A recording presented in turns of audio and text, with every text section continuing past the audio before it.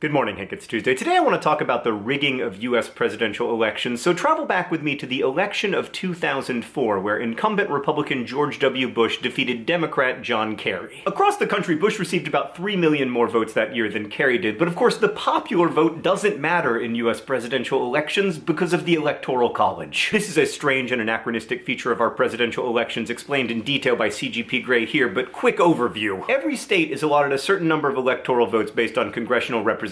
So every state has 2 senators, so they get 2 electoral votes, and from there it's decided by population. Like California has 55 electoral votes, whereas Montana has 3. Right, so most states, there are of course exceptions because nothing is ever easy in US politics, allot their electoral votes to the candidate who gets the most votes in that state. A candidate needs 270 total electoral college votes to win, and because you might win some states by a wide margin and lose others very narrowly, it is possible to win the popular vote in the country but lose the election. In fact, that's how George W. Bush was elected in 2000. Also, if 3 or more candidates get some electoral votes and that prevents any one candidate from getting a majority of electoral votes, the president is actually chosen by the U.S. House of Representatives. This has happened a couple times in U.S. history, including in 1826 when Congress chose John Quincy Adams to become president even though Andrew Jackson had received more votes. Anyway, if you're thinking all of this sounds bananas, I agree. But one of the very few even arguable upsides to the Electoral College is that it makes US presidential elections extremely hard to rig because we're not actually having one election. We're having 51 elections, each governed by the separate states. But in fact, it's even more complicated than that because in every state, counties and townships have their own elections with their own independent oversight. So we're having thousands of elections. And this massively decentralized system protects against widespread fraud. So back to 2004, there's not much question that George W. Bush won the most votes in that election. The question is Ohio. Kerry lost Ohio by about 118,000 votes. If he'd won, he would have been elected president, and lots of people on the left, including by many accounts John Kerry himself, believe that voter suppression and possible ballot fraud essentially rigged that election. Like there was a Rolling Stone cover story about it, you can still find blogs making the case. The claim goes like this: Ohio's Secretary of State, who oversees elections, was a Republican who engineered long lines at polling places. Also, he purged voters from the rolls and failed to get the names of 25% of newly registered voters to polling places. And also somehow 150,000 votes in rural Ohio were switched from Kerry to Bush, possibly via hacking electronic voting machines, possibly via physically altering ballots. Here's what actually happened. 25% of newly registered voters did have to fill out provisional ballots, which is ridiculous and speaks to how poorly the Ohio election was run that year. However, almost exactly half of those people cast their ballots for George W. Bush. The voter rolls were purged because they are required by law to be purged because people die and or move. Actually, I guess I don't really need the and or there. Mostly they just die or move. Right, also none of the 150,000 purportedly switched votes was actually switched. There were, however, long lines at polling places which did disenfranchise voters, but not in a way that would have affected the outcome of Ohio's presidential election. The 2004 Ohio election was poorly run and it did not reflect the ideals of our democracy, but it also did not steal the election from John Kerry. Like the Democratic Party's own investigation concluded, despite the problems on election day, there is no evidence from our survey that John Kerry won the state of Ohio. But of course that report was written months later. The morning after the election, John Kerry still believed he might have won and he was furious with the partisanship he saw in the Ohio election, but nonetheless he called George W. Bush and conceded. This is one of the central tenets of our country. We have fair elections where the outcomes are trusted broadly, if not universally, and when power changes hands, it does so peacefully. Like it's sometimes said that the greatest moment of George Washington's presidency was its final moment, when he handed the office over to John Adams and created a precedent for how American leaders would cede power. To paraphrase something George W. Bush said recently, in American history, the office of the presidency is always more important than the person who holds it. Now, none of this is to say that our elections are perfect. Like voter suppression has been a hallmark of US voting, and suppression efforts have disproportionately targeted systemically disadvantaged voters, the poor initially, and then when the franchise was extended, women and people of color. Even today, there are many political strategies for suppressing voters, but voter suppression, which is real, is not the same thing as widespread fraud, which is not. In most states, observers from both major political parties monitor poll workers to prevent official fraud, and fraud among voters is incredibly rare in the United States. With very few exceptions, people do not vote when they are not allowed to, or impersonate voters, or vote multiple times, or vote when they are dead. The voter rolls may include dead or otherwise ineligible people because the rolls aren't kept up to date or purged often enough, but that does not mean fraudulent votes will be cast. Like, you may have heard that in-person voter fraud is as uncommon in the United States as dying from a lightning strike, but that's just not true. In the past 14 years, there have been 31 substantiated cases of in-person voter fraud in US elections, and 36 people have been killed by lightning this year alone. Now, fraud via absentee ballots is somewhat more common because it's easier to fill out someone's ballot if it's mailed in, but it is not widespread and it is not systematic. You might hear about a study showing that 6.4% of non-citizens living in the United States voted in 2008. That study has been thoroughly debunked. You may have heard that certain voting machines can be easily rigged. That is just not true. And you may have heard that voting machines owned by liberal George Soros will be used in 16 states this year. In fact, George Soros has no ownership stake in the company in question, Smartmatic, and furthermore, Smartmatic machines will be used in 0 states in 2016. By the way, links to nonpartisan sources in the doobly-doo as usual. So the US presidential election will not be rigged any more than the one in 2004 was. What's different now is that one of the major party presidential candidates is loudly and consistently claiming that the election will be rigged, that there will be widespread voter fraud, that people may vote 10 times, that undocumented immigrants will vote, and on and on and on. These are all simply lies. They are not substantiated in any way, and normalizing those conspiracy theories frankly scares the crap out of me, because it means fewer Americans will trust our elections even when they are free and fair. I guess I understand that fear-mongering is part of US politics, but undermining the legitimacy of our political institutions without cause isn't. Hearing that unfounded rhetoric from a presidential candidate is a new and disturbing development in American political discourse, so I want to be very clear. Your vote will count. The election will not be rigged. If you're fortunate enough to be an eligible voter in the United States of America,